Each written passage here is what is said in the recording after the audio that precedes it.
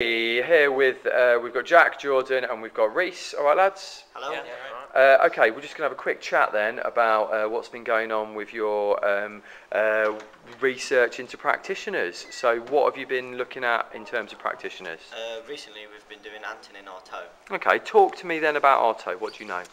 He uses more surreal acting in all of his pieces, and surreal stands for beyond reality. So it kind of like, it's things that actually wouldn't happen in real life, and it's more like what you see in your dreams. Yeah, that's interesting. No, that's a very good way of describing it. Does anyone want to jump on to that point? Things that don't really make sense, and they don't have to match what you would see in a more naturalistic piece, where everything makes sense, because you can just do something completely random, but shock the audience or make them laugh.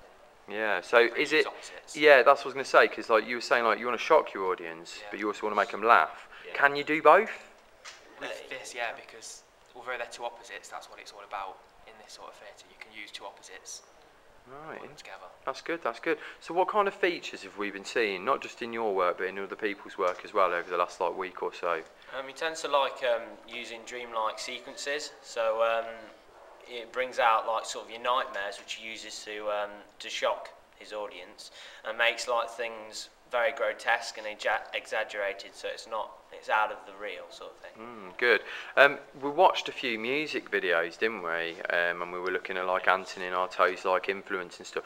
What like technical elements work quite well? You know, like if we think about like what we've got coming, you know, other than the acting, what other things Strobe work lighting well? work well. What was There that? Lots of strobe lighting going on, like Strobe. flashing lights and strange noises to go with it. Right.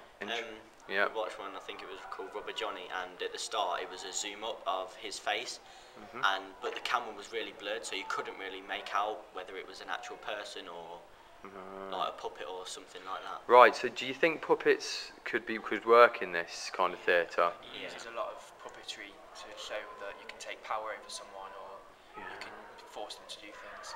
Yeah, that's good. That's good. And obviously you can make puppets do things that obviously normal people wouldn't do, so that could creep out your audience if you make them do non-naturalistic things. Well, that's what I was going to say. What's creepy about puppets? Because they are a bit creepy, aren't they? It's their movement and their facial expressions. The thought of actually being able to control someone as well. Yeah, that's Could be a good. bit. I can tell Jack, you want to say something?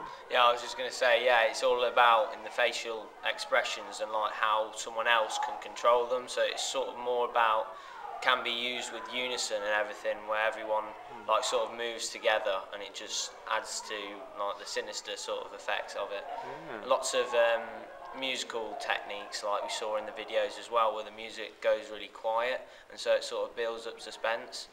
Like and as everything moves along, it sort of grows like in volume, and sort of everything gets a lot louder. You're looking for the intense is the word you're looking for, isn't it? Yeah, the intense thing. So, in an ideal world, then, an audience goes in and watches an Artonian kind of piece, or a piece that's influenced by Artaud. How are they going to leave the theatre? What are they going to feel like when they've left?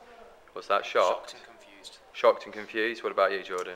I think, yeah, they'll be shocked and scared, but then also they have that element of, you know, like surprise and like a good feeling inside of them, because obviously it's made them laugh as well. Yeah, okay. And what about what? It's very intriguing, sort of what's going on. You want to get involved with it, sort of thing. It brings the audience in, but at the same time, like I say, it gets very shocked, and at times it sort of just lulls you into a false sense of security, and then it shocks you with like loud movements, screams, primal screams, and lots of other techniques. That's brilliant, lads. Thanks very much. Cheers. Cheers.